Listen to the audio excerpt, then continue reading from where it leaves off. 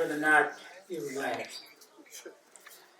And Nat King Cole in 1953 came out with that song. And I was a junior and she was a freshman in high school. And that was our song. And the last part says, you know, I'm paraphrasing, they didn't think that, in other words, it would last. But it did for 62 years, and if she was living today, it would have been 72 years. So God bless you. Thank you. I'm overwhelmed by those of you who didn't have anything to do. On a Tuesday afternoon, this is Tuesday, Tuesday afternoon, I said, Jermaine, this is Sunday, isn't it? You know, there's all these cars out here. He said, Mr. Brooks, folks are coming home from work. But thank you so much, all of you, for coming out. And I want to certainly thank my family. And also want to thank some things, very special things that my, not my friend, but my partner's done, Tamika Ponson, who's standing back here in the group. Thank you so much, Tamika, and her daughter, who's just here from Spelman. Zion is someplace. And, all right, thank you. And I have two Morehouse men here, several, but two in particular. Well, let me just say the HBCUs, Evan and Avery Pardue back there. They're one is a scientist on the way from WashU working on his doctors. The other is a doctor. KU just completed his first year. Thank you, bless you. And also the Kyle and Chris, who are Morehouse men, who are here also from Denver, from all over. I hope, you see, you get in trouble when you begin to announce people like that. You really get into trouble.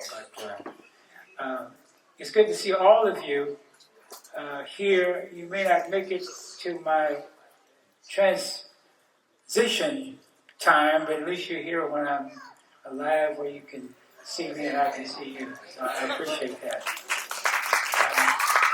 And so all of you, thank you so much for coming, and thank you for your friendship, your relationship. And I wish I could shake hands with everybody. A couple of people I think we missed. One was the acting chief of police, Chief Maven back there in the back, Kansas City, Missouri. And I saw the chief of Kansas City, Kansas, Chief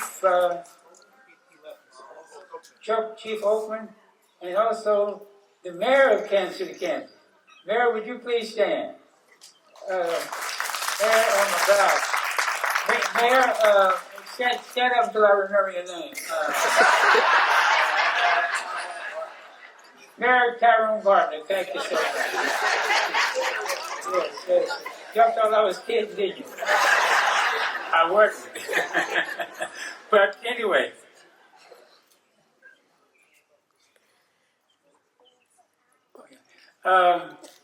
You need folks to tell you what to say. I have 5 beautiful daughters that are here, and all of them really need to be committed. So, Chief, and do your job. I mean, do your job. Get the handcuffs out because they need to be committed. I have 17 grand, and I think 40. How many, Rosalind? Greats. Keep on counting. Something like that. In the 40s, and about 17 great. And many of them are right here. There are 4 or 5 generations right here. And I always say that they're just like rabbits. And the reason I know this is because my dad used to raise rabbits.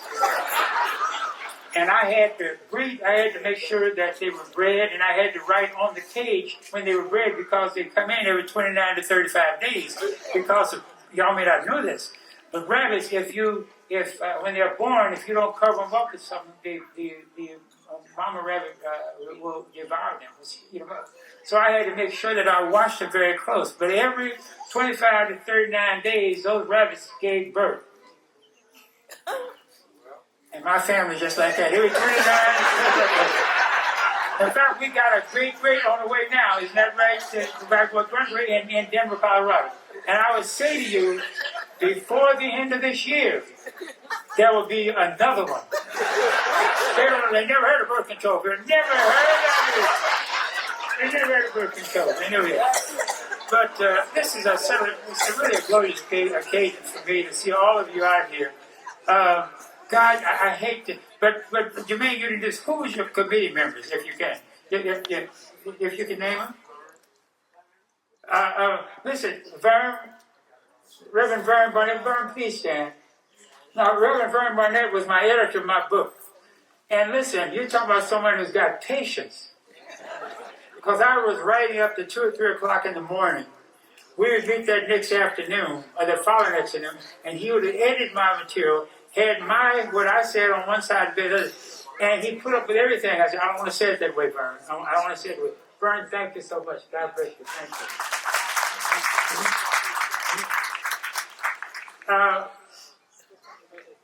Gail and Sally, where might you be? Gail, back here. Sally, back here. Teresa Teresa, where you might be. Visitation. Anybody else on Carrie? And you and Jermaine fought all the time. God, just a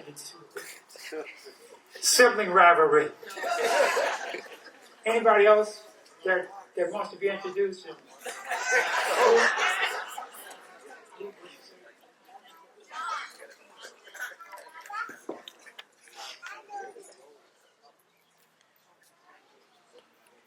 Oh my God, yes. The one who actually named the book. Because my book, we were talking about everything, bridge this and bridge, every day talking about bridge building. And John Dill was a brilliant man at home at Clarence. He passed away just several months ago. Brilliant man. He never said a lot, but when he spoke, it was almost like E.F. Hutton, everybody listened. Wasn't E.F. Hutton? See, I haven't lost it all yet. But anyway, John said, how about binding us together? And that's what it's all about. And I raise this issue when I talk to folks across this country. What keeps us from binding us together? And we got to answer that question sometime and deal with what the answer is. And it's understanding of those of us, particularly those of us who are descendants of slaves, what we've gone through to get where we are. And as I said over and over again, is that there's a possibility that this nation of ours was never intended for the descendants of slaves to be totally free. And if there's that possibility, then those of us who are descendants of slaves have to depend upon those who have the power and the authority to make it right. They've got to do that. And I'm closing next half hour before I finish. Now let me just say this. I wrote an essay and proofread by my editor, Reverend Vern Barnett, and some others. It's the title is An Analysis of America's Structural Racist System as viewed by an 89-year-old black man 50 years later. Because in 1970, when we first had so-called Black History Month, I was in Miss Buford's office talking about that. And I said, the first time we have Black History Month, if black people don't begin to understand their history, their past, their present, and their future, we could be lost. Because it's, education, all that ties in. And I also said, if our brothers and sisters of the lighter hue, I didn't say white folks, I said lighter hue, don't understand our struggles, our history, that if we're not present, that they can take on the struggle for us. My mother once said, I graduated from high school when I was 17, and she passed when I was 17 months later. She said this to me, and I want you to listen to it, because you'll miss it if you don't hear the whole bit. She said, baby, white folks have no conscience and black folks aren't present. White folks have no conscience and black folks aren't present. But now let me add to what Mama did not say. I'm saying that we have to learn our struggle as descendants of slaves. have to learn our history, our pain, and our suffering as another fellow human being. There are not enough of us to go around for each one of you have a black friend. But at least I say, understand the struggle and the history. So if we're not present, at least you can speak up for us on our behalf. For the list, now I want you to be prepared to come to my 100th birthday celebration. Be right here at the same place. Some of y'all may be going to glory. I'm going to still be around. Jermaine will still be here, possibly. Karen will, well, but whatever the case might be, I just hope and pray that you will understand the words that I've said.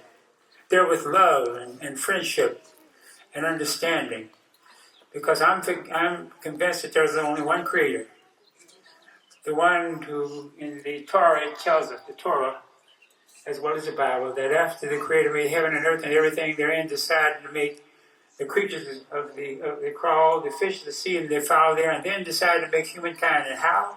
In likeness of the Creator.